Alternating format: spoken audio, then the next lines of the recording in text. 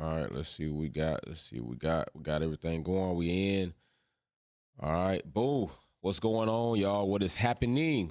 What is going on with you good people on today on this Sunday? Look, I told you from the break, like I know Formula Break was in. There are a lot of content creators taking time off or not delivering content at a consistent basis or a consistent frequency. I told you I was not going to do that, that although there was not a race on the weekends, I still was going to come here, be live with you all, spend the time with you all, and I have done that. So we're going to go over a couple of things before we actually jump into this, give some people some time to come on in, give you all some time in the chat, say good morning, see how that's going. Let some people know on Twitter that we are now live and in effect here going into some of these things that I potentially think are going to be banned. But first, I want to say big thanks and congratulations. We have new members, Jared Nelson and Priest. All right, Gerald Nelson and Priest, welcome to the channel. It is nice to have you. We are consistently growing strong here in our memberships. We are over the 50 mark. We hit the 50 mark with Sean. See how I remember these things. I remember these things. And welcome back, Calvin Martin, returning to the channel as a member. It's good to have you back, and it's good to have all of you channel members here. We're consistently going to be working on going into the Wolves Den, where we have our own private Zoom meetings. And members of the channel get to ask guest questions. You've seen some of those videos because I released those videos on the YouTube channel, so you can also see that. You can get in a little bit, but you don't get to be there physically or live, which is very important. So consider joining the channel, supporting what we're doing. Also, do not forget VIP boxes still being earned during the lives. When you do a super chat or a sticker, your earning points towards your VIP box and all of that good stuff. All right, now let's get into this situation that is developing. All right, now there in Formula One. What's up, Akandu fam? What's happening? Don't forget to use those custom emojis. Members have custom emojis that they can use. We are constantly going to be building more on that. These are the current custom emojis, with the most recent being the wolf pack. Somebody asked me, like, why do you not have a wolf pack emoji? And I was like, damn, that is a good question. I should have one. I've been so focused on doing other things, I didn't think to make my own damn emoji. But hey, got him, Jay Starship, one of my moderators. Big shout out to my crew. They do a great job. I don't know if you realize, but I used to do a lot of the shout outs when the super chats came through. They took over a lot of that for me, so I can continue to try to focus in on the content. Jay Starship, Sylvia, and Racer X, big shout out to you all. And let's get into this. So we know in Formula One, right, there's like this thing that if you do something that is leading into being innovative and may potentially deliver performance, but it doesn't, teams seem to like not, oh, Mimi, you know that. I forgot. Mimi reminded me, let me, I apologize. I can get back on track. Mimi reminded me, here we go. Here is the current bottle that will be popped for the next podium. All right. Nice little literature. And there it is. The bottle of Dom P, which the members get to also vote on. So if you're a member of the channel, I will put up several different bottles and the members vote on which bottles we have to pop for the podiums. And this is the next one. And let me tell you, my members they're expensive. My members are expensive. They got expensive taste. All right. They do have expensive taste, and I'm telling you, they're well worth it. They are well worth it. And also later in the season, I will come up with, but you will have to be a member. I will buy a few bottles, if not more than a few, and I will select members in the chat when we have our member Wolfpack Wolves Den, and maybe it'll be like a trivia thing, and maybe the top 5 members that get the trivia questions right, I will, if you are 21 or older, okay, you're not going to get me in any legal trouble. If you're 21 years or older, I will send you a bottle of champagne to pop with me on a good podium Sunday, should the podium happen. That is what I'm going to do. So be on the lookout for that. It will happen in the Wolves Den. Members are only allowed in there, and we'll play a little trivia game. And the top 5 that end in points, I will ship out the bottles, and you will have them on hold to also pop with me on the good podium Sunday. So that is also something I'm putting together, as well as if you're with the channel 6 months, you're going to get the Wolves Den t-shirt. Okay, so let's get back into this. The regulations are changing. Regulations are being developed. Things are steadily being morphed. You already should have saw the Porsche video I put out. Just having a little fun with that during the break, trying to get acquainted with maybe different edits, some things I want to do. But these regulations are starting to seem a little honed in. And I know when the floor regulations came about, like, people were really loud about the fact that they thought the FIA were favoring Mercedes, and that's what was going on. We getting in there. That's what was going on. And I don't think that is entirely true. I think a lot of us sometimes have, and I say us because I'm going to include myself in this. Sometimes we can be blinded by what may really be based on what we think is happening and what we want to see. And I think people were so focused on the fact that dumping on Mercedes at that point in time, because Mercedes wasn't doing great, right? They weren't doing great. They had the most extravagant side pod design, and they were falling behind. And I think people took the opportunity to not only dump on Lewis Hamilton, but also dump on Mercedes, because they've had such a long running of dominance. And that generally happens in the public, except for me. I like to see people continue to do great until they're done doing great by some type of natural stand cause, which may be happening, but I don't think that's the total case. But I don't think these floor regulations were coming about just to suit one team. I think they were more being developed because I think now there's an awareness that the vertical acceleration or porpoising could create substantial health risk to the drivers, right? It could create adverse effects to the drivers, to the point now they're looking at comparable data with CTE, I think it is, with the NFL, National Football League, football with concussions. Like the rate in which these brains are being shaken around as they're bouncing up and down the track, bouncing up and, like, literally you can sit right now in your seat. Right now in your seat, just bounce up and down and tell me that you don't feel your brain somewhat shaking inside of your cranium. Imagine that going 180 miles an hour. So I think now the authorities have said, yo, we may have to do something about this. Like, we brought ground effects back into the realm of Formula One, right? So in a sense, we have to take responsibility for that happening. So now what is it that we can do to try to alleviate some of that, but still not deteriorate the point where these teams can modify and adjust and separate themselves with performance by making adjustments to the floor? And they're trying to find that spot, right? They're trying to find where that delicate balance is, because it's a very delicate balance. Like, even to mention it has been a clusterfuck, because people are like, oh, you're only adjusting these rules for one team and not the other. You're trying to handicap the other team. Meanwhile, not even paying attention that while Red Bull had the higher ranked car the season before and were highly competitive, I mean, it's not anywhere they haven't been. So I think we all need to kind of like step back and think about driver safety, which you've heard Bryson on this show several times. He's a big component of driver safety. So outside of that, let's just look at some of the developments that the teams have had going forward and how the new regulations may affect these teams. And if you think the banning of, I said, end plate is a bit over the top, whereas we have certain developments where you said it shouldn't be, and now they found a loophole, but we haven't really heard or seen any regulation that is going to come into place that would potentially ban that team's design. Okay. So let's look. And I think it's also awesome to look at some of these pictures and just see how we've had this growth over the course of half the season is pretty interesting. And it's pretty dope. It's dope to me. All right. So Red Bull being the first team to pretty much lead the way on the development and reconstruction of the beam wing area. Okay. It's a set of fins that sits at the rear of the car. And the way it was intentionally supposed to be was more like a series, not a parallel. All right. More like a series where one would trail the other, and it kind of almost worked in unison, kind of making that area more broad and wide sweeping. But Red Bull decided that they were going to deconstruct this and make it a stacked situation where one was on top of the other. And they have done this in a pretty pretty damn good way, and also gives them, to me, more adjustability for certain tracks when they need more or less drag in the rear or wherever they want to place a proportionist in a scale.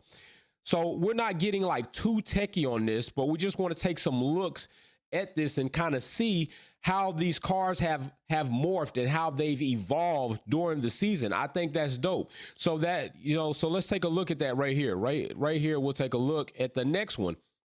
Now, this is more like the rear beam wing was going to be, pretty much how it kind of just runs along. It kind of sweeps pretty much into the next one. That's kind of more like a series. Whereas before, now you'll see something like Alpine. Look at Alpine's design then. Okay, this is like the older, look at it now. This is kind of almost pretty much similar to the McLaren, right? This is starting off. And then let's look at how Alpine has reconstructed and developed the car in this rear beam. Because I remember when we were reading highlights, there was one race where like the beam wing was like the focus of everybody's upgrade. And now look at the Alpine, all right? Look at the Alpine design now. Double stacked. And clearly obvious, it's more of a parallel design versus somewhat of a series design, okay? Like this one and that one. Now they've moved to a double stack. So in the regulations, from what I know, what I've heard, it's pretty much this was not something that they were intending that was going to happen, but is it illegal, right? But so many teams have now adopted it. Is it something that they would dare think about making illegal now that so many teams have adopted it? I don't think so. I don't think they're going to go into the regulations and change this and say, no, you can't have them double stack. We're going to need you to delete that, all that crap, and go back to more of a series design. And do they allow them to take plates in and out, whether they want it or not? I don't know. But this is something that could potentially be on the table, like say, yeah, that's not really what we wanted. And we know we didn't say you couldn't kind of do this, but now are they going to develop a regulation that says this type of design for the beam wing is banned? Like, that's what I want to be seeing. That's what I want to be interested to see. That's what I am interested to see. It's not what I want to see. I think it's a pretty cool design. I like the way Red Bull developed that to enhance their ability to adjust the drag on the rear of the car.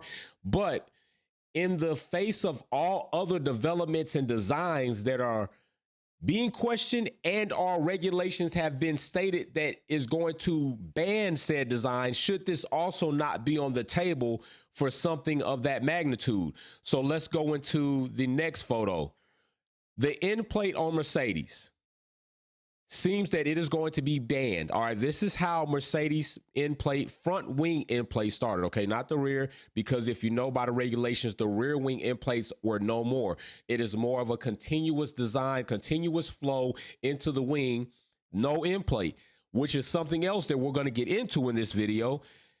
Why would that not be a hot topic or something that we really need to, or they need to address? Because we're not the FIA. We don't go out and do these tests, which, I mean, I'm kind of thinking like, is this something that we could better do as individuals than the FIA? And I'm being facetious when I say that, but still. All right, so this is Mercedes' this is one of their initial designs as far as their front wing end plate. Now look how this end plate just evolves. Look at the serrations below the yellow arrow. Look at that nice little bit, that canard that's on the side of the end plate compared to how it is when it starts evolving, all right? Now, let me make sure nobody's put anything in the chat. And I know y'all going ham in there. Y'all going crazy in the chat. I see y'all going crazy in the chat. I love it. I love it. So this end plate. Now let's look at the next one. Okay, here's another variation. I want to say maybe this is Miami. This might be Miami. Might be Miami, might not. I know Miami, Silverstone areas where we're going to see. I think this is Miami. I think this is the Miami variation. But you see now they changed it. These serrations are these fillets down here. Bit more evident, bit more carved out. And now you have this bit here has changed some, right? It's changed a little bit more sweeping. And then the main thing are these serrations toward the bottom end of this end plate. That's the main thing right now in this transition from this one to that one. Now let's look at another elevation of the end plate. All right. Boom, another change. Now they have another little mild bit right here, another little mild canard that goes right here. Now this canard or this bit right here is a little bit more broad towards the rear of the end plate. And then you still have these fillets or these cutouts down here, changed up ever so slightly, but changed up. Well, now with the way that I have heard and seen that these new regulations are going to come into play, they're limiting the design of the end plate. Right? They're limiting the designs and the elements of this end plate, which indeed would ban Mercedes, their current evolutions of their end plate. So they're now going to have to like probably erase a good bit, if not all of this work to start over. Why has that been of like an insurmountable focus? Like, I don't think that this end plate has like done just tremendous things for Mercedes. What's up, Ernie Simmons? Thanks for the super chat. But he says, I can't wait to see what happens to the grid order after regulation changes. Ernie, I know, I feel you. Regulation changes are going to change up some things. Now, I'm not certain if, thank you, and tire weight. Very good. That is true. That it does do that. That is a very good point. I didn't mean to minimize the impact of the end plate. I really was speaking to the end plate in comparison to like floor and rear wing situations that we would get into. But you are completely right. Definitely tire weight is affected by that as well. But Ernie, yes, I want to see that. Now, I'm not sure if the grid changes to the point where we see the top four, top three pretty much, because McLaren, Aston Martin is, you know, the top three teams really change. Like, do they change out from those positions or just kind of flip around each other? I think that's kind of where that is going to be. Now, I would like to see where the mid pack of the mid grid, if that fluctuates more often or more than not. So that is something that I will be looking to see.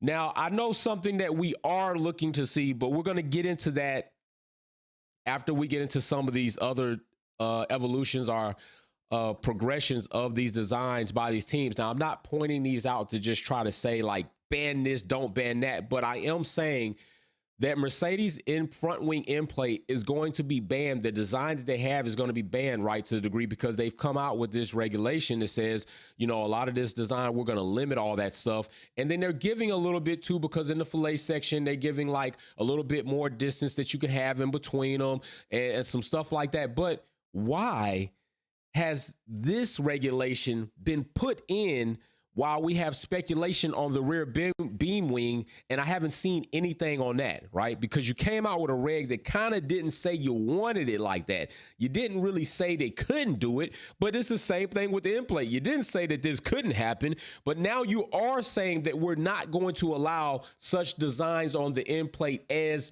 the designs that Mercedes has, and maybe even other teams may have. But I think Mercedes' design of their end plate has been a little bit more intriguing than other teams, because we've seen the design of the Haas end plate and it didn't change much at all. It's been so simple. Like, you know what, add that, you know what, take it back. It's, you know, it hasn't been much of anything to write home about.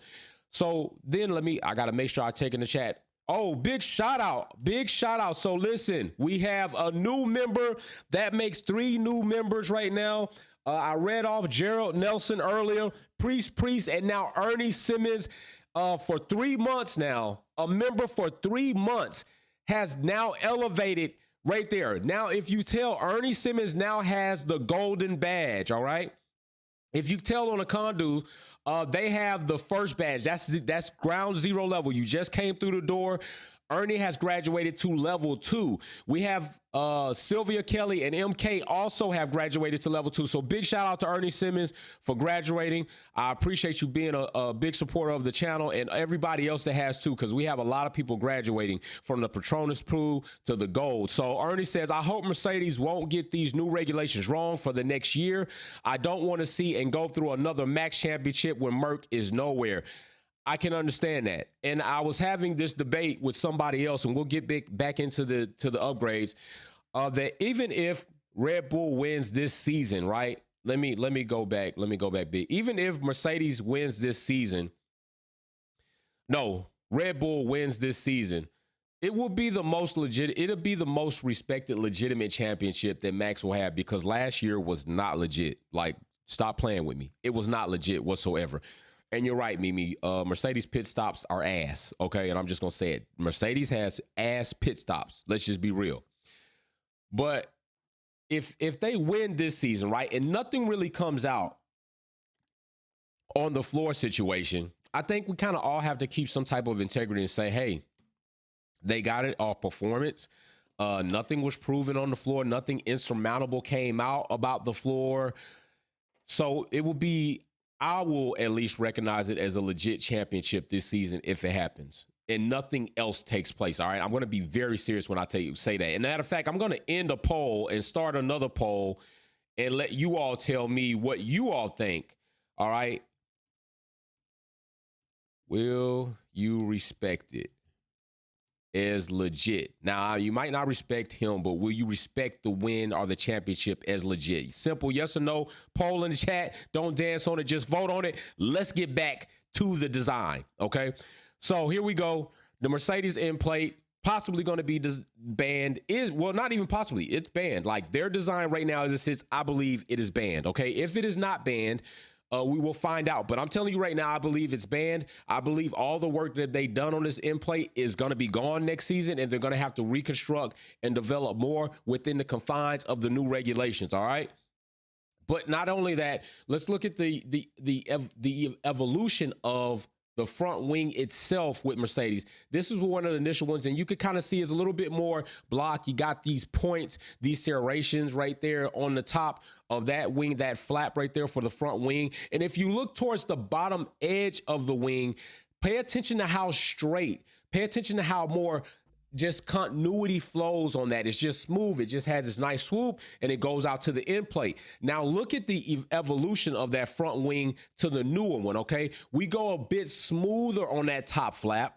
We still have that little hump toward the outer edge near the end plate, but now look at the bottom side of the front wing. You got that nice lift up on that lip toward the end plate. You got a more curvaceous hump toward that center. It's not so much more straight as it was. If you take a look at the two, look at how that changed. All right, this is how Formula One evolves in some of the minute ways. And this to me is very interesting when these things happen.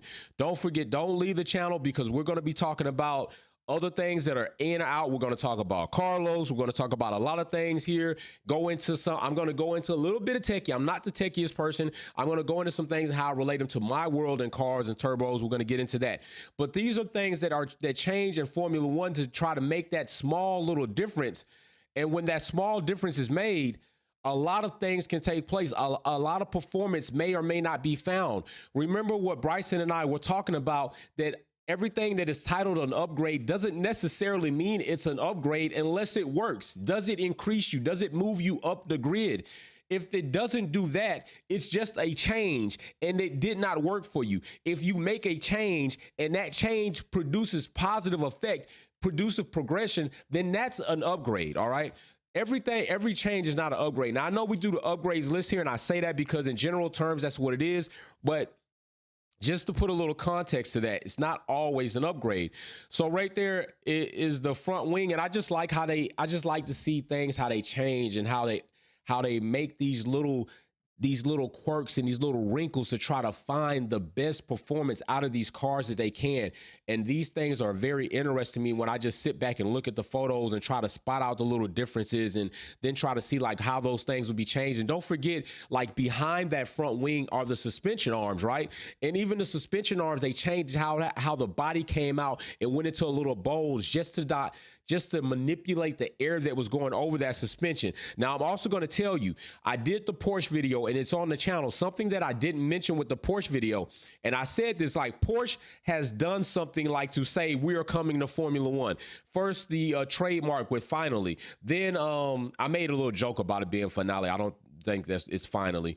And then they come out with the regs. And then next thing you know, Porsche drops the GT3 RS, okay, the 911. And it is crazy. The car has DRS systems on it, okay? Like Porsche deliberately did that to bring to the market, not only as a gift to the public, but a shot to Formula One competitors, especially car competitors, manufacturer competitors, that we are coming to Formula One and we're not playing any games. Now, whether when they get here or not, they hit the ground running 100 miles an hour? I don't know, and I doubt it. Because how often do we see that? Except for when the new regs change, Red Bull and Ferrari were doing considerably better than other teams with the new flooring and everything else, which people are still waiting to see is something kind of fugazi about that. I'm not going to hold you on that. I'm not going to say that you're wrong about that. Holy shit! Massacre trying to get me to pop a bottle up in this motherfucker, man. Massacre, I can't pop the dumb P right now. You make me want to have like 2 bottles. We get it in. Mexico, big shout out, bro, for the super chat. One of our tier 2 VIP members, along with Ottoman, they are the only tier 2 VIP members. Some other people are working towards it, but we only have 2, and there are only 2 of those packages left. Once those 2 packages are gone, I will recreate another package. It will be one-offs, okay? So he says, I'm at work, so I can't stay long. Just wanted to drop this. And also, I want to tell you that Oscar should have stayed at Alpine. McLaren is hard to drive. Yo, Massacre, when he says something, and I'm not gonna lie, this shit is relevant. I do believe that Oscar could have stayed at Alpine, but I also think Alpine dropped the ball when it came to business. And I don't think Alpine showed the loyalty that Oscar was looking for, as he felt like he was cropped up and raised right there in Alpine, right? Because if that's the case, and you're saying that I'm the golden child, like I'm the one that's coming next, I'm the one that's here that you're putting this money into, I'm the one that's won the Formula 2 series, I'm that dude, then why are you trying to sign this guy, this old guy? Because y'all want to call people want to call Lewis Hamilton old. Alonso's old. He's got the longest career, and it isn't that decorated. Like, nothing taken away, 2-time champion, Crashgate. But what has Alonso been doing in these last 5 seasons that say to you, yeah, that dude's still on top of his game? No. But so why Alpine? Did you not just say to Alonso, hey, this is your last season here? We're going to bring Oscar up. You are free to go about. And then what does Alonso do to you? He proves to you that even though you're trying to sign him, keep him for another year, he shits you out the back door. He runs off to Aston Martin, and you find out by social media. Then what does Alpine do? Alpine goes and tries to bully Oscar into the contract that they didn't make the date on and get Oscar in all rubbed up and warm. Like, oh, yeah, we want you, Oscar. You're number 1. You got the seat now. You only did that because Alonso left you hanging out to dry. Oscar also knew that Alpine were going to sign Alonso to another 1-year deal, but with the potential that if he performed well, they would re-sign him again. So then you're telling Oscar, we're going to hold you off for another potential 2 seasons while we hold you out to Williams? Yo, Oscar was not feeling that. I'm not saying that Alpine wasn't a good place for Oscar to be, but Alpine wasn't trying to give Oscar the love that I felt they should be trying to give him if he was supposed to be all that to him. So yeah, definitely a good spot. Big shout out to Meska for coming in, dropping. That's loyalty. I'm telling you, in the fam, we got loyalty. We got 50 plus members and strong, and I'm loving our community. So let's get into this next thing right here. Let's get into this. So as we come down, let's talk about, actually, let's not talk about that just yet. Let's show this. Let's talk about Carlos real quick. Or in the last few years in Formula 1, I've never had so many retirements. Just listen to what he says. If anything, I've always been in the points, very consistent. Yeah. And suddenly the year that you have the competitive car, then you're retiring and you're lacking consistency. And this threw me off a lot because it's like, it's never been like this. I've always been consistent, always been there. This year I have the competitive car. Why is consistency not there? Then you go race by race, analyze. Why? That's what he want to know. He want to know why. Carlos want to know why.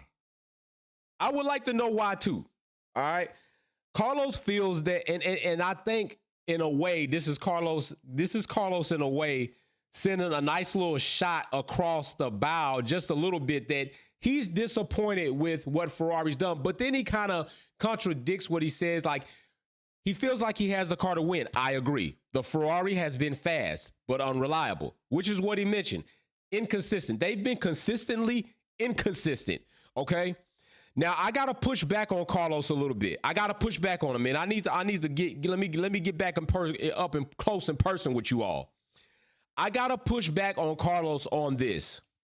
Carlos said also in this interview that he didn't understand why people were questioning Ferrari's strategy capabilities. Like, why are you all analyzing Ferrari so hard and so tough that you're all kind of criticizing the way that we're calling strategies? Well, Carlos, because it's been blatantly obvious that Ferrari's been fucking up.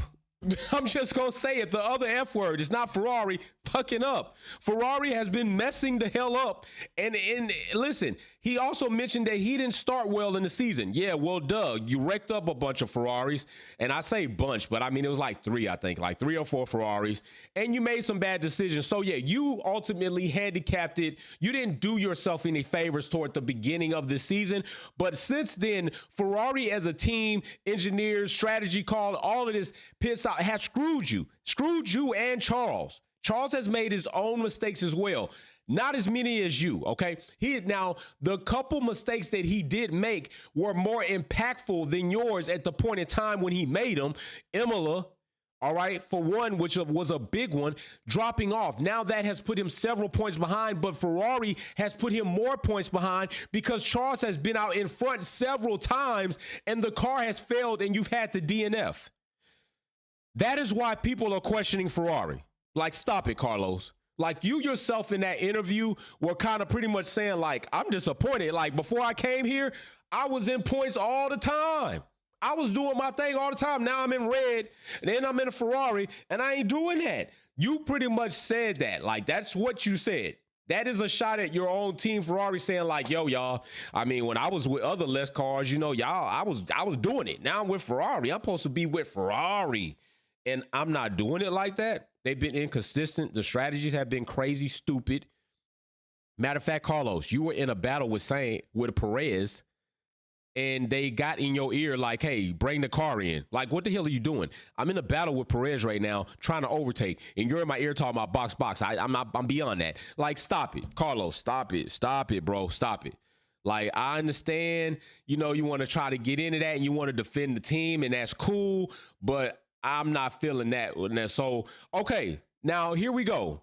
In the poll, if Max wins, will you respect it as legit? And 63% said yes, 35% said no. And I think that's like a fair poll, a fair temperature, because I can understand the no, and I also can understand the yes. So definitely. Now I'm going to ask you all this. Now, is Carlos, do you think Carlos is heavily disappointed? Because I think he is.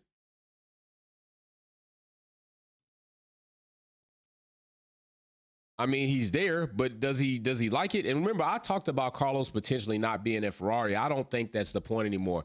I'm not saying that I don't think it's possible for an organization to tear up a contract and then say, you're not driving for us. But I'm saying I'm redacting my initial statements of saying Carlos could get shipped out because as of late, his performance has been good, but the team as Ferrari has been shit. And that's not on Carlos right there. Like, these strategy calls that they've done, crap. The reliability of the power unit, crap. The reliability across their other customers, crap. Yeah. I mean, we watched Binotto walk off pit wall and like he didn't have anything to do with the whole tire situation with Charles. You clearly, obviously should have had something to do with that. And you left your man hanging out there to dry. That was a horrible fucking tire strategy. You put him on hards. Nobody was performing well on hards. Alpine went on hards and wasn't doing great. Max went on hards, came back and changed and went to start the race on a totally different compound because it wasn't doing great. Why then would you risk Charles's position and put him on hards and leave him out there like a sitting duck? Because that's what you did. So I'm just saying, Ferrari. I'm just saying, Carlos, like your people, they not doing that great. That's the truth. So stand by that. Stand by what you said, that they're being inconsistent. And why do you feel like you have a car that could be very competitive, yet things have been inconsistent for me to perform at the level I want to? Just stop right there. You don't have to go any further. Just stop right there and you are good. All right, so let's get into this next thing. All right, let's get into the next car. Let's talk about Aston. All right, let's talk about Aston real quick. Here goes another section or another part of a car, because I got off on Carlos real quick. Could have went into Aston, but I just had to get the Carlos thing off my chest, because Carlos trying to take up for Ferrari like they strategies ain't been bum. I was like, I can't do this. So anyway, Aston Martin, as you know, regulations, the new wing, you pay attention to all the other teams. By far, this wing, like Mercedes side pod design, is completely different than any other team. This rear wing design is definitely completely different than any other team, and is a loophole or a gray area or something that I think also potentially could end up in regs to be banned. Okay, what Aston Martin has done here, besides not competing, they have not been competing well this season. Vettel is out on retirement. He's gone. He's going to leave here. Alonso's going to be in this seat. And Alonso, this is what you're going to inherit, although I don't think you're going to affect it either way, good or bad. I think Aston Martin as an organization right now is running themselves in the ground. I know Stroll, people don't like him sometimes, say he's not the best driver. He's not the best driver. I don't know if he's as bad as Crash Tiffy, but I'm just saying, I'm looking at Aston Martin like you copied this. You're completely like, you've had this history of being a copycat. Now you're the Green Bull, and you haven't been performing like the Red Bull car has been performing. Now you come out with this elaborate, very, very innovative design for the rear wing, but you're not supposed to have any end plates. But McLaren gets around this reg because their end plate is, remember, you're not supposed to have an end plate like the traditional ones bolted to the side. So like you have your wing, right? You have your wing, then boom, you have an end plate bolted to the side, right? That is no more. Now there is a fluent design of the wing and it sweeps in. But the thing with the fact that you don't have this end plate anymore means you don't have a component there that directs that air and kind of corrals it for a bit more drag, because now with the design the way it sits, and we can look at the way it is the way it was previously, the previous Aston Martin wings, the different wings type, Imola, Jeddah, and Barcelona. Now you got definitely high drag like a mug, high drag like a mother up top. Like that's high drag. Then you got moderate, then you got a little bit less coming down below, okay? But these are the different wings that were within the regulation as it was intended to be. And this is what Aston Martin has come up with, which is completely different than what they intended for the regulation to be, all right? I would just like to say 54 likes. We've had close to 200, more than 200. We've had over 600, 700 views at this point in time. People, 700 and something people in here. Why do we not at least have at least 200 likes? Like, you could just hit the like button. It doesn't cost you anything. Hit the like button. It's just saying like, hello, can I knock in on the door? Can I come in your house? Sure. Come on in the Wolfpack house. Enjoy yourself. Sit down, have a drink. These are all the Wolfpack family members, 50 plus strong. We're real good people. You could just hit the like button. Like, stop playing with me. All right. But anyway, Aston Martin has this. Now, we already know that there's a reg in place that's pretty much going to ban the Mercedes end plate. I haven't seen a reg that is in place in black and white writing that says it's going to ban the Red Bull leading the beam wing design, where it went from more of a series design to a double stack. Haven't seen that. I have also not seen a reg that is going to come out and say more clearly to ban the Aston Martin inclusive end plate wing design within the wing. I haven't seen that. Why? Because this, obviously, more than the beam wing is the least amount of worries when it comes to this, right? It is also the least amount of worries with the end plate having little bits and stuff on it. So much so, this definitely is something that is questionable to the regulations. Yes, is it still all one piece? Yes, it is still all one piece. But does it purely not separate, but does it not purely incorporate an end plate, right? Because the whole point is, although it goes up and over and back in to the cross section, it literally has a wall right there. It literally has a wall, whereas every other team does not. So the air just kind of swipes off. It kind of wipes off. They don't have the control of that air within that section because they don't have an end plate. All right? They don't have an end plate. This is what they have. This is what McLaren has pretty much devised and made. They've made that as one piece. So I have to question, why haven't we seen, or will we see something that will come out and basically more hone in and outline the fact that what Aston Martin has done is not going to be accepted and their rear wing will be banned. I'm just saying, if this end plate is going to be banned, oh, wait a minute, we got people growing up here. Damn, we got people growing up right before our eyes. Ben Xbox Fortress. Well, congratulations to gold status, sir. Ben Xbox has also grown up to gold status. 3 months with the channel. Thank you very much for your support. We got people just growing up right now, like in front of our eyes, reaching gold. He was Patronus Blue. Now he's in gold status with the channel for 3 months. Thank you very much. Let's see what he says. Let's all put our hands together for Wolfpack and all the content put together over the break. Let's all hit the like button. Love what you do. Ben Xbox.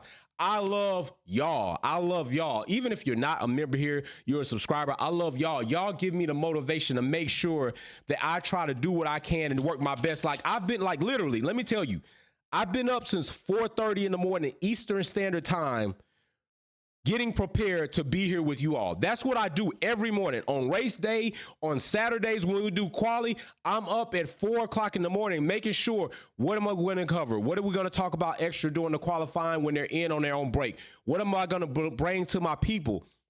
Because y'all are my people. What am I going to bring to them? I make sure to try to bring something legitimate or at least quality to you all, right? So big shout out to Ben for graduating.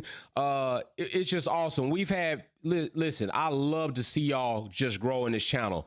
So back to this, and I just need to know, are we going to see a regulation that is going to say Aston Martin's rear wing is not legal? It is found to be illegal. And if right now, the way the regs are written out, there's a gray area, a loophole, because it's all one piece. It's not like a dedicated singular end plate connected to or bolted on the wing.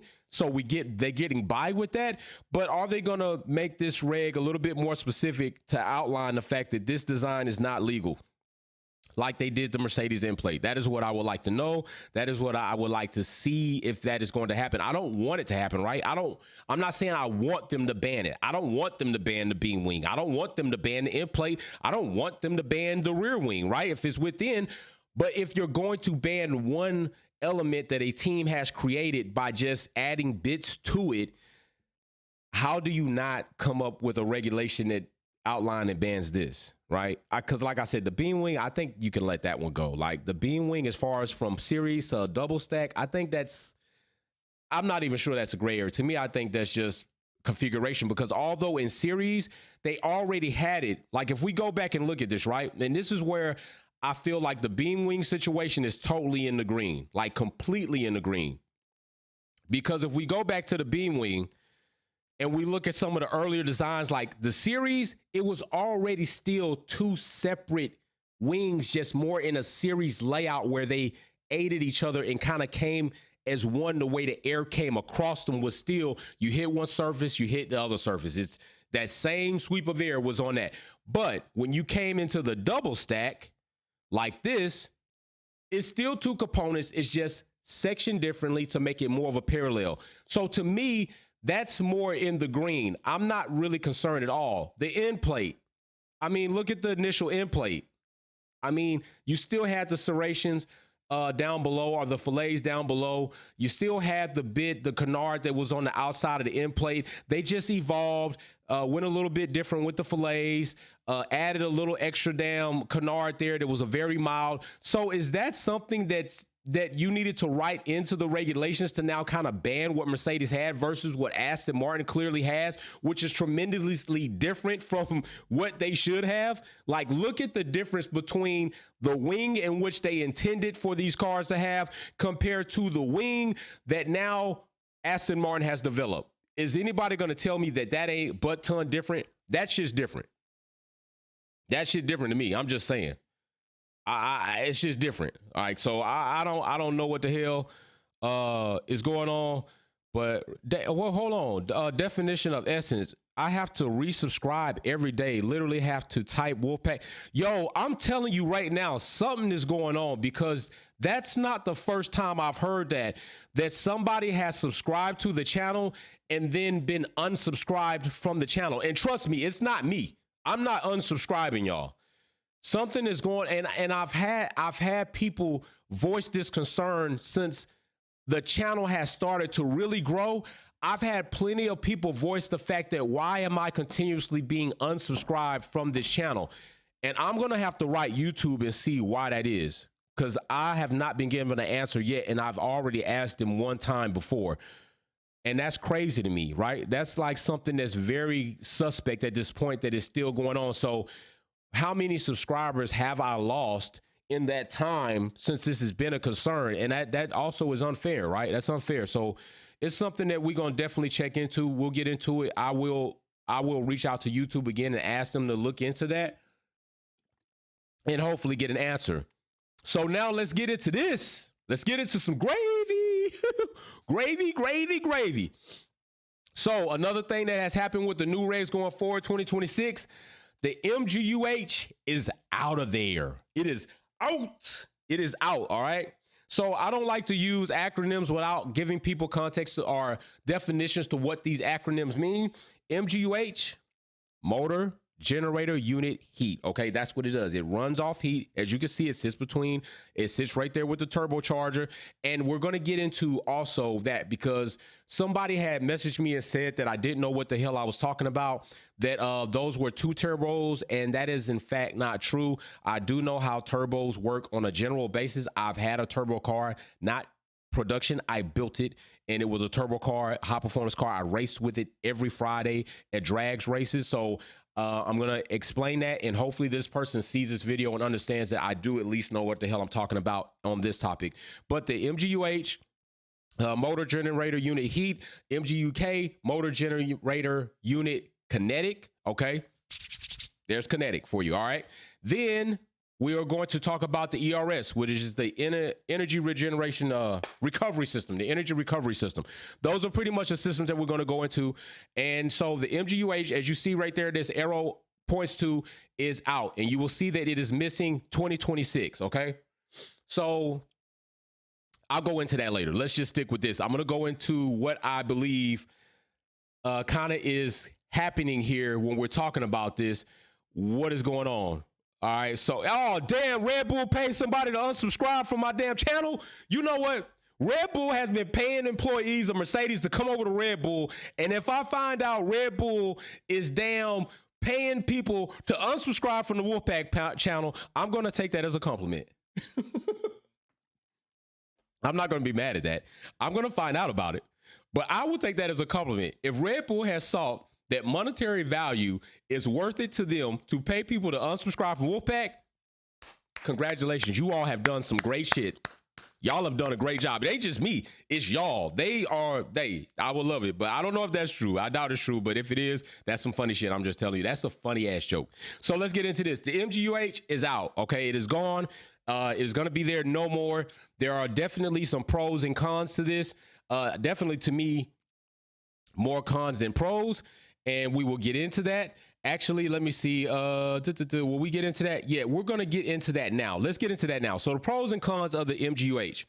First of all, the MGU-H is a unit that basically generates energy off of heat. And off of heat is because it is connected within the turbocharger. Now, you see that there, where that yellow arrow points to, there is a spline. Well, before then, I also will show you a picture of an actual MGU-H unit connected to the turbo and the compressor, okay? The turbine side and the compressor side, because that's what you're seeing. You're not seeing two turbos on each side of the MGU-H unit. You're seeing on this side where the yellow arrow is the turbine side. That's the side where heat gases are allowed to come in, spool up that turbine. It goes in, spools up this shaft, which the MGU-H is connected to, which is a motor generator. If you've ever built a motor, a very basic motor with magnets, and you wind the coil, you put it on a nice shaft, you spin it, that constant polarity, a reversal polarity from the north and south side of the magnet spins each other, and it continuously spins. Well, that motor is happening right there. And then on the compressor side, you have the air that is being pulled in and forced into the engine to create power, okay? Forced induction.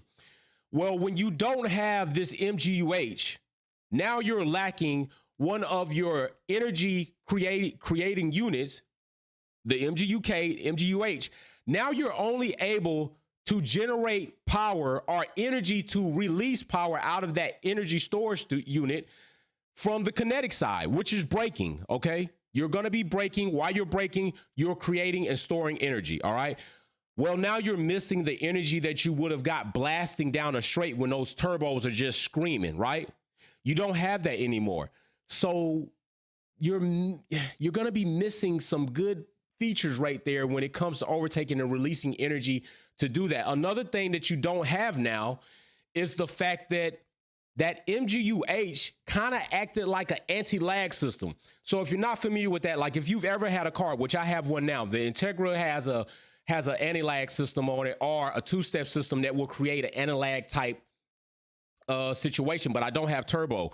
But what happens at anti-lag is you can sit there, two-step, build up power in the car. You hit a button, pop, pop, pop, pop, pop, pop, pop, and that car builds up. It's not moving anywhere right now. It's just building up power, pop, pop, pop, pop, pop, pop, pop. And then once we let off the clutch or however you have your release, boom, it takes off at a high RPM. The turbos have built up boost, so you don't have to start from a lag. And what that is if you have a big or small turbo, they all have different operating ranges that they will start generating good boost in. Smaller turbos will start generating down 1,500 to 3,000 RPM, whereas if you have a bigger turbo, it might not even start feeding until 3,500 or 4,000 RPM. So you're talking about when you first start off, if you don't have an anti-lag system, you're starting off like boom, and it builds up. Versus if you had anti-lag, you would just build up right there off the start. That, in a sense, the MGU-H acted as an anti-lag system coming in and out of corners. When you drop off RPM, the turbine will slow down spin because the gas air being forced through the turbine housing is not as forceful. The flow isn't as heavy. So the turbine slows down. So what do you think happens? You lose boost. You lose PSI. Well, the MGU-H, because it's a motor generator, would have the ability to keep that turbine spinning a bit more so that you wouldn't lose as much boost, therefore not losing as much power. That is what you'll be missing when the MGU-H is gone, okay? That's what you're missing. That's what you're going to miss. That is something that's definitely is going to screw around with the way that these cars not only will be able to harness power or energy, but also then release it when they want to try to overtake or defend. You don't have this capability of storage anymore. You only have the MGU-K, which also, if you look down below to the left of that arrow where the MGU-K used to be, it is now moved inside of the battery box, okay? So that also plays a part with weight displacement. I don't know how big that will affect them, but now you lost some, now you reposition some, so that's something else. But what else will it do? Well, now these drivers are going to have to learn how to drive a car that's going to have a bit different of a characteristic. So another thing is, if you've never had a turbo car, right? One that is built outside of production, one that you built. You took the motor, put turbo on it, you boosted it up, you got an engine management system. I've had this happen. I didn't have the turbo controller set correctly, right? So with the turbo, it spiked on me. And when it spiked, I was taking a corner. Well, what do you think that spike did? That spike increased the boost. Well, increasing the boost gave me instant additional horsepower, but I wasn't expecting that additional horsepower.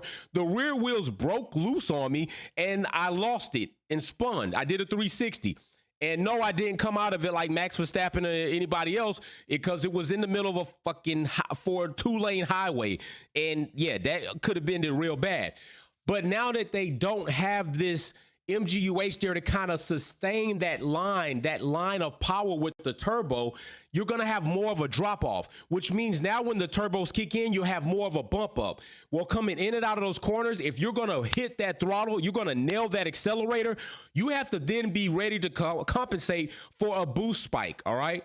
Unless they're going to build something in to kind of gradually build that in. But then if that's the case, you're losing coming out of the corner, right? You're losing now.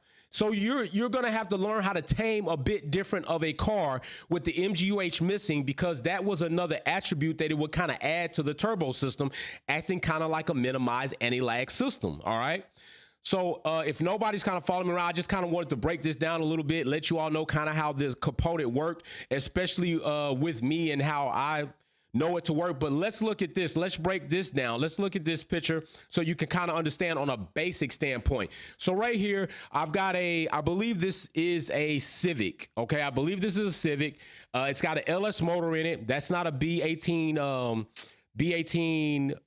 CRC5. Okay, so that's not going to be your B18C1. It's going to be your GSR motor, which is a VTEC motor. Your B18C5 is going to be the Type R motor, which is also a VTEC motor. This is going to be your B18B1 or B2, which is a standard LS motor, non-VTEC. Now, this turbo system set up differently configured differently. Right here where the pink arrow is your turbocharger. Now notice right here above the turbocharger is your wastegate. Now, that's another attribute that the MGU-H kind of did. Now, what a wastegate does is a wastegate is going to help regulate the amount of PSI that you're going to be generating with the turbo. The turbo does not have a regulation in it. It needs a wastegate. Without the wastegate, the turbo will make as much power, as much PSI as it can until it can no more. And that might be far more than your engine or your motor is prepared or tuned to handle. Therefore, you're going to have a blown motor on your hands. Well, the wastegate says, hey, what do you want me to allow into the motor so that this turbo doesn't kill the tens of thousands of dollars that you spent? So you will set your wastegate to like, I want you to leak.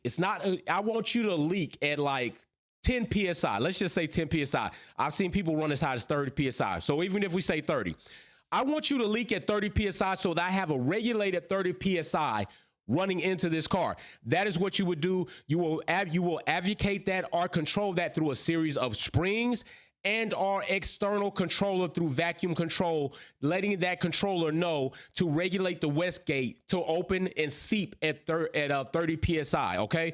That's the difference from that setup with an MGU-H, which you gotta also keep in mind, it's an energy building unit. This is not energy. We're not storing energy. We're generating the same energy concept, but we're not storing that energy here. The wastegate will regulate and say what that turbo builds pressure to. So then if you come over here to the BOV side, that's a blow-off valve, okay?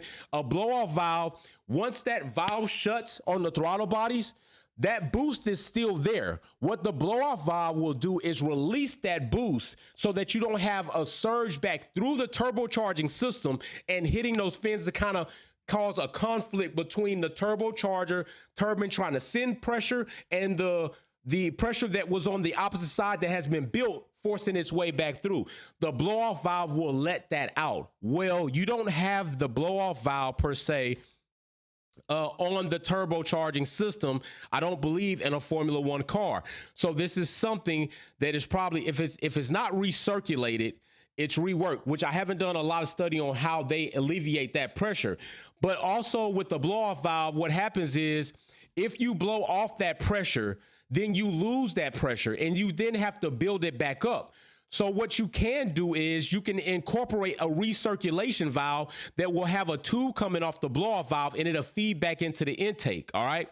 So that's a little breakdown kind of on the performance side on the street compared to Formula One turbo setup. Let's look at this. All right, so here you have the MGU-H unit, okay? To the right, now somebody challenged me on this and I'm trying to tell you it's not two turbos. It's not two turbos. It's one turbo separated, and I will show you why. This is an example, or this is an exact picture of a Formula One turbo setup incorporated with the MGU-H, okay, the motor generator unit heat. The housing now is separated, okay? It's separated. This is what a turbo looks like together, all right? This is what you have in a Formula One car. You have the turbine side right there with the pink arrow. You have the MGU-H in the middle where that spline will still run. There's still a spline inside of a turbocharger, just not as long as the one on the Formula One car because you have the MGU-H in the middle. And then you have your compressor side. That's your cold side.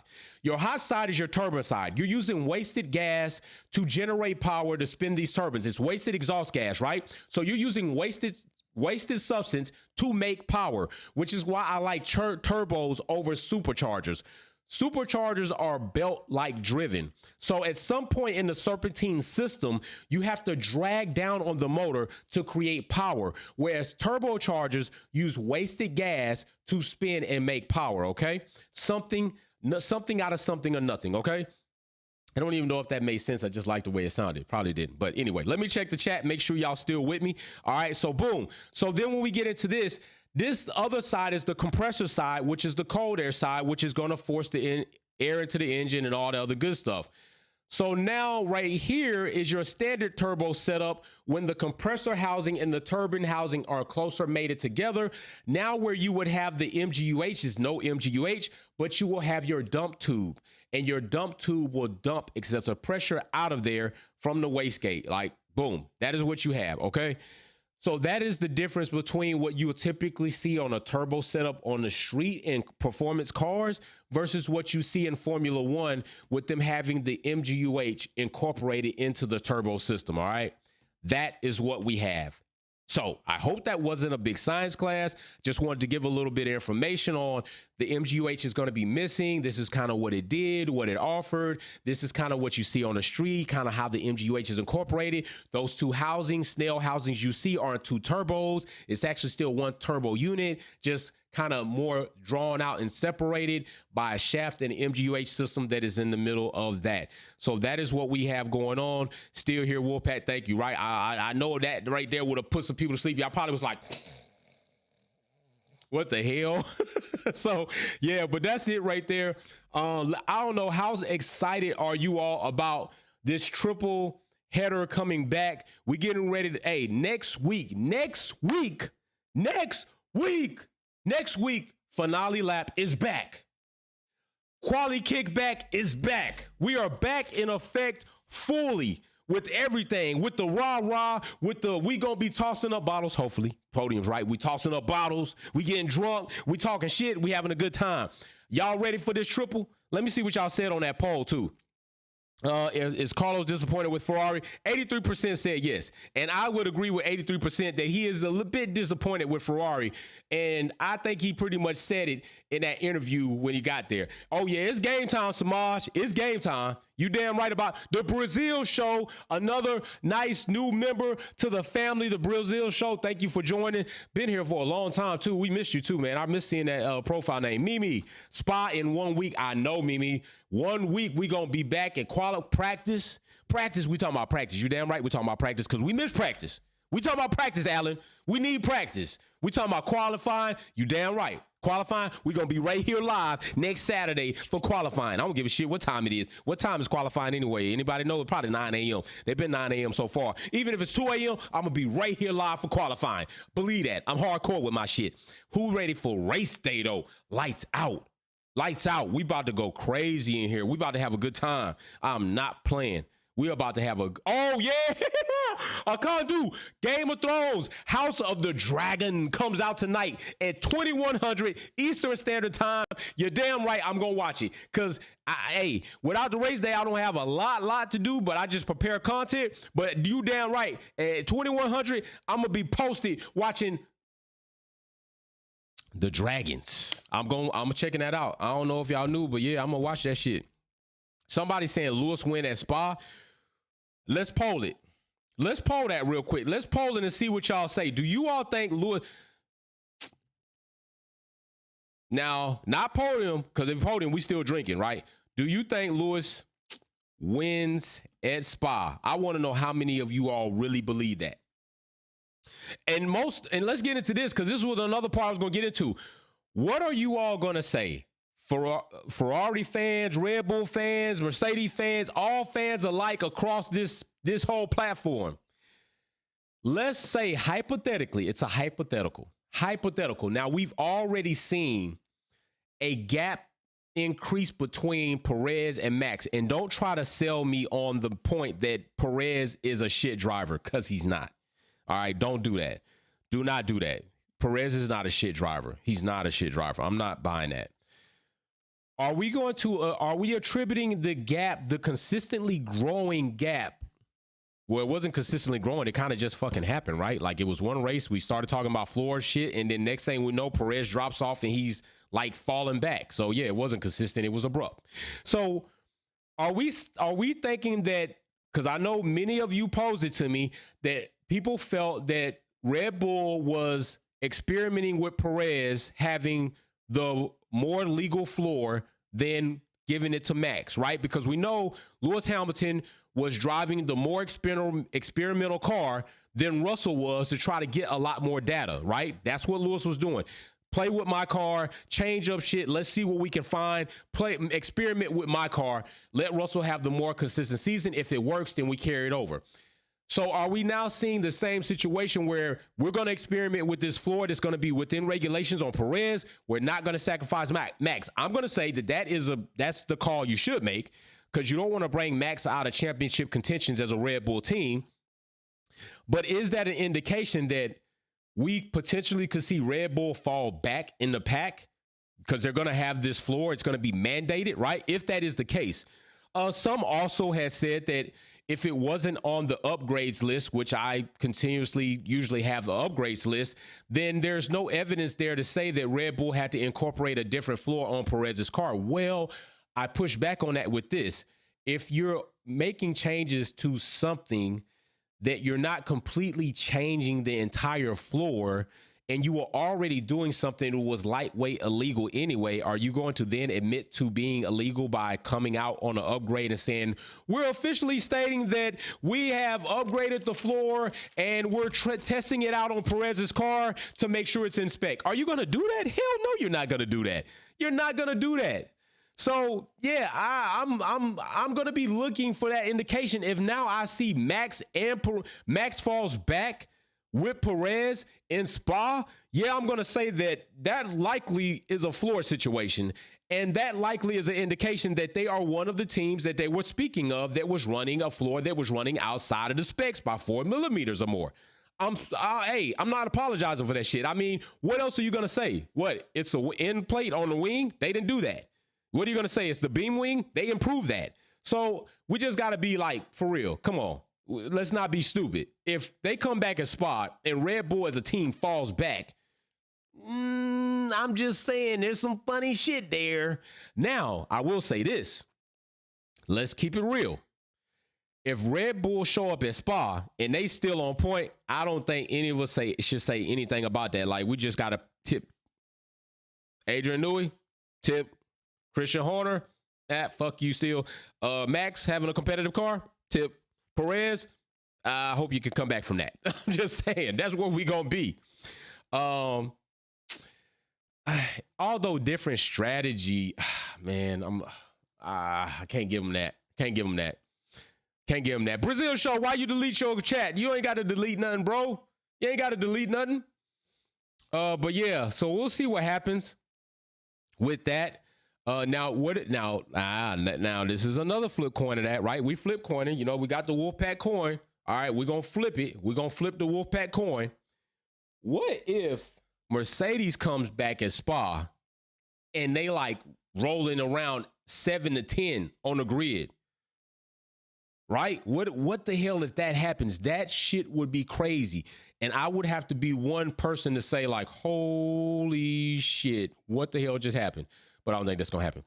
Yeah, I think I just had to throw that out there to kind of keep some, balance.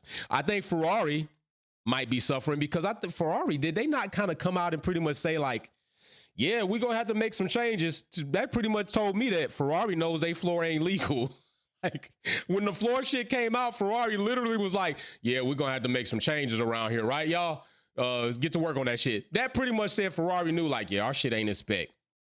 Our shit is not in spec. So, yeah. So, Ferrari, I'm not letting anybody tell me that Ferrari was not running a floor that was illegal. Because when they came out and said that, I'm like, why would you have to come out and say you got to make changes if your shit is what it's supposed to be? Not an upgrade, but we got to change. Because we know they're all changes, right? We were saying that. But the terminology in which it was used and in what time it was used and in the environment it was used was like, yeah, your shit is not right, Ferrari. So, I ain't, Haas too, right? Haas done got the white Ferrari, so if maybe, let's just keep, maybe those are the two teams. Maybe the two teams are not Red Bull and Ferrari. Maybe the two teams are Ferrari and Haas in the same. And maybe also, Sean, that's why you're the Brazil show. That's why you're a fucking Wolfpack family member, because this is why we have a family. I didn't think about that, but think about this. Haas is the white Ferrari. The white Ferrari is a Ferrari. They have the Ferrari power unit. They share the same cappuccino machine, the same wind tunnel. Maybe the two teams that broke the regulations by 4 millimeters or more is Ferrari, and therefore, since Haas is connected to Ferrari, they didn't tell anybody shit. Because think about it. Did they tell us what the findings were when they went in and did the investigation and fined the shit out of Ferrari for obviously something that was incorrect, but then never divulged to us what the hell that exactly was? No, they didn't. Maybe that's why we have not heard what the situation is, because the team is indeed Ferrari and Haas. And since Ferrari and Haas are linked, they decided we're not going to bring these teams out. We're not going to say who the fuck did it. We're just going to say we know teams are flexing, and they're flexing like 4 millimeters. That's pretty specific, guy. You could have kept it general, like, you know what, by video, these cars look like they're flexing a bit more than they should. Huh, John? Yeah, I think so. I think so, Rick. I think that's probably true. But you literally said 4 millimeters, which means you have to have some type of calculation based on somebody's floor in order to say that, right? It wasn't like a general thing like, yeah, maybe, they might be in between, like, I don't know, 4, 6, maybe 8. No, you said 4 millimeters. By as much as 4 millimeters, these cars are flexing over the 2 millimeter ceiling. So you know this, right? Also, I'm pretty sure I saw on Ferrari's car that disappearing skid plate. I'm pretty sure that was that. So yeah, I think that, it could be that Ferrari is the flexy team. Another F word, Formula One, FIA, Ferrari, flexing floors, fixed F1. Damn it, the connection. We've been had, y'all. We've been had by Ferrari once again. Y'all doing all that shit. You shouldn't have been worried about the floor. You should have been worried about that goddamn power unit. Keep that thing running. Put some Mobil 1 synthetic oil in there. So I actually use, what I use? I use Matul. Maybe y'all should do that. Maybe I'll get some better oil. I don't know what the hell Ferrari need to do to fix that. But FlexGate, yeah. And if Ferrari ain't even going nowhere, right? It's crazy. They not even doing what they should be doing. Like, damn, y'all are wasting this season. Ferrari is wasting this season away. They are killing it. They are just giving up the championship. And Max is right there to take it and say, I like this season. I like how this is going. Why wouldn't he? He not being challenged, except for when his team makes mistakes, and that's been far and few between. Red Bull's been pretty on point, right? So we're going to see what happens. Spa is going to be a race where I know we all going to be like, let's get this popcorn. Waiting to see what happens. We're going to be waiting to see what happens. I will also, and I'm going to be right here to talk about all that juicy shit when it happens. So, hey, I think I'm going to go get some French toast. I'm kind of craving some French toast, although I really am not supposed to have it because it really doesn't work well with my condition that I have, and I have to pay a hefty price for eating French toast. But, I mean, damn, I don't really get to have much of anything. And French toast, I'm just saying, tastes so good. All right. Oh, I love the way y'all using those emojis. So listen, Porsche come in as a brand new team and Mario Andretti quit playing and more. I agree. I read that comment because I completely agree. I think Porsche and Volvo should come in as two separate teams, if not one team. I think Porsche should come in. Volvo should come in as a team. Porsche should enter as the manufacturer, and they should work together. But then still, Porsche is entering as a manufacturer. It's a manufacturer of power units, and they are linking up with Red Bull, and that's kind of scary. I'm gonna say that combination is scary. Blue Diva, I thought you was a member. Blue Diva, I could have swore that you was a member of the channel. I could have swore you was. Maybe you should be. If you not, you should be. Steven Jackson, I like that name. But yeah, I think Porsche should do that. But Porsche coming in with Red Bull is going to be crazy because let's just keep it real. Red Bull power units are like Pixie does. This shit doesn't exist, and it ain't. I mean, it's there, but it ain't worth crap, or else they'd be running them. They running Hondas, and after Honda, do you think Red Bull's going to run Red Bull powertrains? No, it's crap. They're over there with Cracker Jack prizes box. You're going to find a Red Bull powertrain in your new Cracker Box prizes, a keychain. They're going to be running Porsche. And Porsche having experience with the 6-cylinder motor, flat six, yes. They could bring some shit to Red Bull that could be scary, and also it could be a problem. Maybe Porsche comes in, they take a dip like most things do when they come in. They have to get adjusted. But the removal of the MGU-H puts Porsche a bit ahead of the power curve now, because they don't have to learn that system. They've already been dealing with systems similar to the MGU-K with kinetic, storing energy with hybrids through the brake system. So that's nothing that's going to be new to them. Especially not the concept. But now with the MGU-H out, you're going to have teams trying to get adjusted to not having that component. Meanwhile, Porsche comes in, never worried about that, and already experienced that. So it's going to be kind of funny. It's going to be some wild shit when we see what happens with that. You know, we're going to, oh yeah, and Porsche got Le Mans experience. Facts. Porsche has Le Mans racing experience. That's a big fact. Porsche is not some slouch out here. Porsche develops cars to be driven in a race type setting. They develop these 911s, these Caymans. They're developing these cars to be driven in a race sense. Have you seen the new goddamn 911 Porsche GT3 RS? It has a DR. Go watch my video. Go watch my Porsche video. Watch that car. Has a legit DRS system on it now. This shit's crazy. Porsche is like sending all kinds of shots to Formula One competitors. Like, you are going to be so screwed come 2026. But why do we have to be screwed with you with Red Bull? Oh my God. I don't know why they got to do that. Hurt my heart. Shot me in the heart. Shot me in the heart. I'm telling you, kill me right there. But anyway, listen. I appreciate y'all. Let me take up some of y'all time on Sunday. You know I'm going to stick with you. You know we're going to be back live next week. No lie. We're going to be here next week. Thank you for all the new members. I will post the member shout out on the channel once again. New member Gerald Nelson, Priest. We had several members actually upgrade before your eyes. You can see the different icon badges in here. Jay Starship still with the Patronus Blue, a Condu with the new one right there starting off. And then we had what we had Sean, somebody else upgrade and had their gold badges in the chat. So members are upgrading. If you want to join the channel, just go click the join link. It doesn't cost you much of anything. It's $4.99 a month, like less than $5 a month. Plus, we're generating and building the Zoom platform. We had an excellent time with Mike Begambi in the Zoom meet, asking questions. It was really cool. I have a potential guest that will be on the show. And I think you all are going to enjoy it. All right. You should enjoy it. We're still working on schedules. Schedules are crazy right now. I don't know if I will be able to then get them to come back for the Wolves Den, but I will see if I can get somebody to commit to the Wolves Den, since they will then have committed to an interview, all right, to a podcast episode. If I can get that, it might not be the same person that we're going to be on the episode with, but it still may be somebody from that camp, and they still will be able to legitimately answer your questions. And I'm going to let you know right now, if so, the scheduling is going to be crazy if it's going to happen. And that's another reason why I don't think I'm going to be able to bring them into the Wolves Den, because the time difference is, it's stupid. It's stupid. Just trust me on that. It's a stupid difference in time zone. All right.